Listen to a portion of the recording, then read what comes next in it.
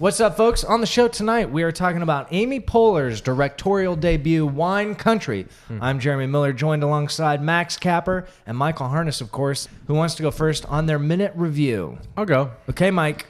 Get yourself a minute on the clock. Yeah, I got it. All right. Let's see what you have to say. Okay, go. I give it a C. Wow. I mean, okay, let me go into it. Okay. I thought there were funny moments, definitely. Okay. I didn't know Amy Poehler directed this. I had no idea. The second the movie was over, I was like, bye. You know, I didn't care about it that much to watch I knew the actors anyways. It's a mom comedy for sure. A momedy. I already told my mom to watch it if she hasn't already seen it. It's definitely a mom show just because of like the cast. And don't get me wrong, I love the cast. I think Melissa McCarthy would have been great in this. I think that could have bumped it up a letter grade for me because she's really, really funny. Hilarious. Yeah. But like I said, I don't hate it. I didn't love it, but it's, like I said, it's a C. It's right in the middle. It wasn't like an Endgame, and it wasn't like you said, the Titan, you know. Terrible. It's right in between that nice little spot, and good idea, good cast, just wasn't anything special. Boom. Wow. Yeah. One second to spare. Nice. Okay, nice. I'll go next. All right. Will you? Yes. All right.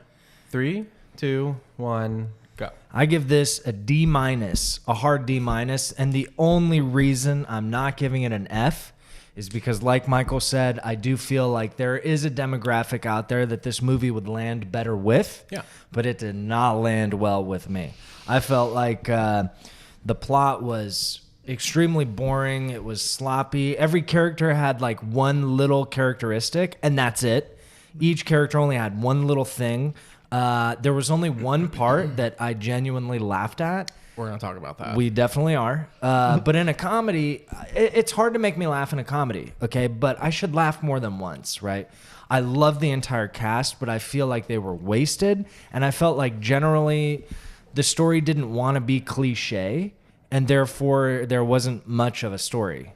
But again, it didn't land with me. I'm a 32-year-old guy. This is not, so It's not your movie. It wasn't for me, but I feel like there is an audience that would appreciate it. D- though. I'm sticking to it. Maxwell, you ready, bro? All right. Let's do it. 3, 2, 1, go. All right. I gave this movie a D. I didn't enjoy watching it the whole time I was watching it. I just wasn't having fun. There was I laughed more than once. I'll give you that. I enjoyed like the slapsticky humor that they put in there was good. Some of the quips back and forth like made me laugh. But overall, I kind of disagree with you. I did feel it was very cliche in this kind of formulaic Friends reunion kind of comedy. That we've seen before, and I just didn't enjoy it. It fell short on a bunch of different levels that I just couldn't have fun with it. Yeah, man. Cool. There it is. So that's our take. Easy. Okay, so for our YouTube audience that's watching, you've got a D-, a D, and a C.